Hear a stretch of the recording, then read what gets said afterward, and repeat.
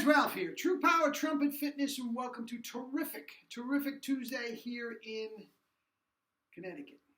Anyway, it is a terrific Tuesday. Absolutely wonderful, and let's get right to it. You saw the thumbnail. Long tones. VEY. Really, guys? Do we have to go over that again? Actually, I'm making fun a little bit, but one of my students asked me a question about it, and I will address it once again. Anyway, let's get to it. I have played a little bit, so I should be ready to go.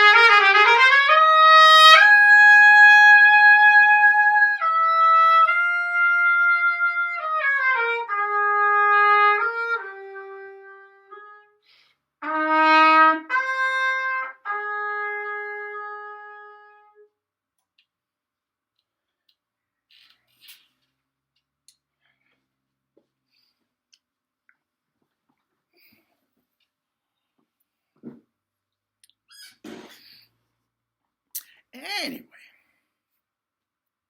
nothing to it. So, before we get to long tones, let's go back and do a little reprise on Esteban Bataillon. Incredible player. I have to say, I feel a little better. I pleaded ignorance yesterday. I knew very little about him. And when the name came up, I didn't know who they were talking about. I had to go do some research, and I discovered, wow, the chops are legitimate. But if you remember, I said, guys, anything you know about Bataillon, please let me know. And guys, usually I've got an average between comments and emails. I've got at minimum 20 comments, combination, 20 to 50 correspondence. Yesterday, I got zilch. Comments or emails on S. The only thing that I can think of is the guy from Spain. All of my viewers don't know that much about him. So again, I pleaded ignorance about being in the the cutting edge of the grapevine and all that sort of thing, and I am. I mean, I'm not in the thick of things anymore. But this guy is not a household name, at least in this country anymore. So. That's that. I have had, though, a handful of my students yesterday all saw the video and watched the clip and were just blown away. And they went on, and a couple of guys watched the Brandenburg, which is tremendous. But no, the guy is absolutely the goods. And as far as I'm concerned, the creme de la creme of this group of orchestral players. So, with that said, let's keep an eye on him. Guys, Chicago Symphony, if they come into your area and they're playing something cool, like Pictures at an Exhibition, Mahler Fifth, something like that, go check them out. Get the cheap tickets if you want. Sit up in the cheap seats. Trust me, you're going to hear them. I mean, it's not like, you got to get up front to, it's like some of these guys.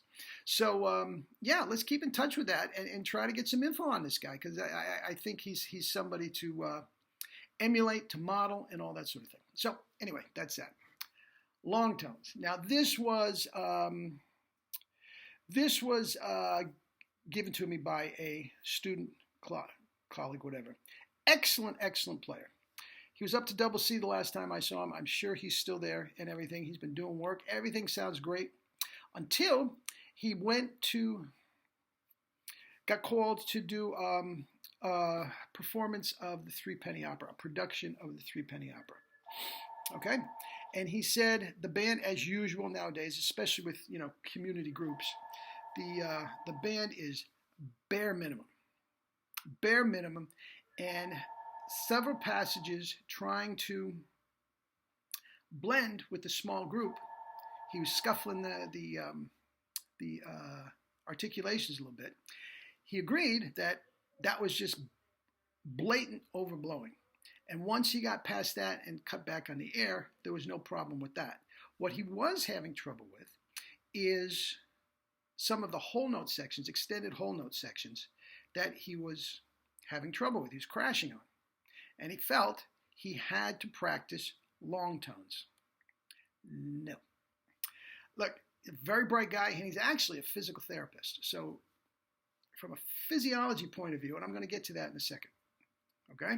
Now, long tones. There's two things to think about here. You've got the musical aspect and the physical aspect. Okay?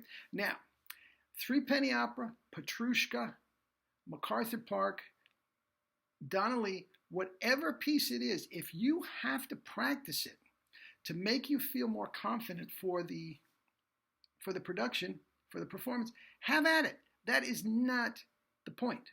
That is not the point at all. I have no problem practicing anything. Long tones, carnival events, anything, if you feel uncomfortable, if you're not superbly confident going into that performance. That's it. There's no problem with that at all.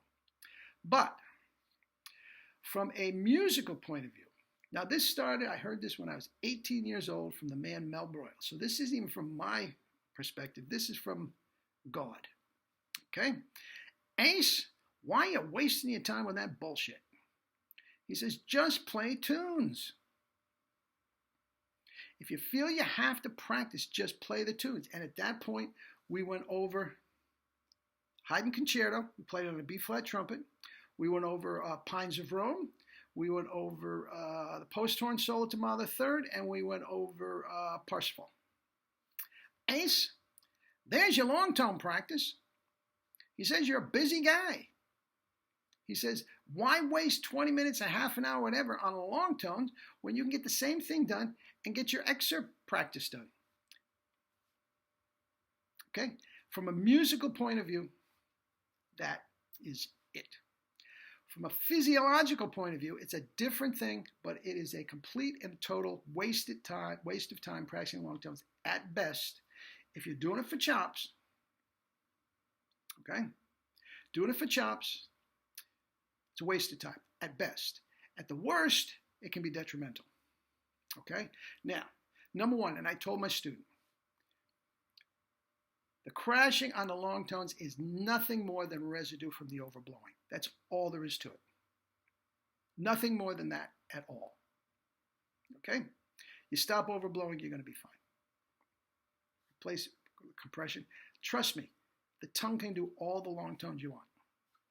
The lips can't, and I'll get to that in a minute, but the tongue can do all the long tones you want without even having to work them out. Okay? Now, from a physiological point of view, guys, if you are thinking that you want to do long tones to build up chops, listen, in order to exercise a muscle, any muscle, the muscle has to move. It has to move. There's no movement in long tones, or so tiny little microscopic movement. There's no movement. Okay? So I equate long tones with doing planks. If you've ever done a plank, show a picture right now, okay? I never let my athletes do plank, especially pitchers. Oh, geez, I never let any of my athletes or clients do a plank because all you're doing is you are not exercising. You are holding static, like a long tone, tight. And if you're doing 20 minutes of long tones, if you do 20 minutes of planks, you tell me the next day, after 20 minutes of planks, if your muscles are built up. No, they're not built up. You're just stiff and sore as can be. It's cramped. Your shoulders are screaming. It's the worst thing you can do. Long tones are planks, guys. And as a means to build up chops, complete waste of time. If your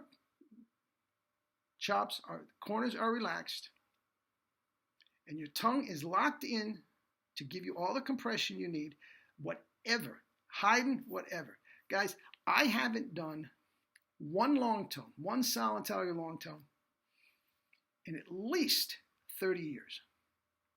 And my lyrical playing is better than it's ever been.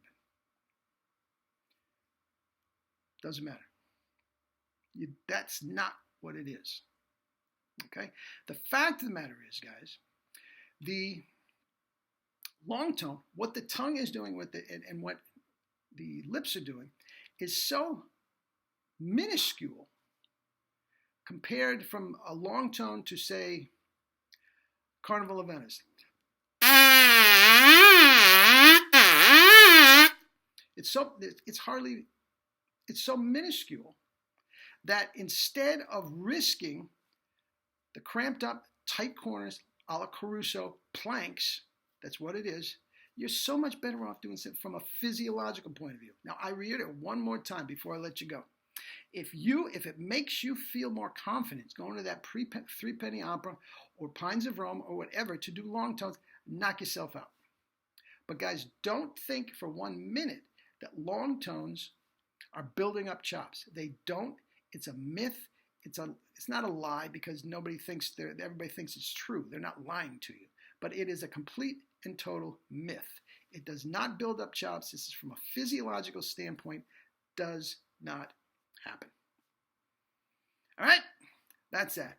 Eat and drink fruits and vegetables and live your life with true power. Not the fake stuff, true power. Love you.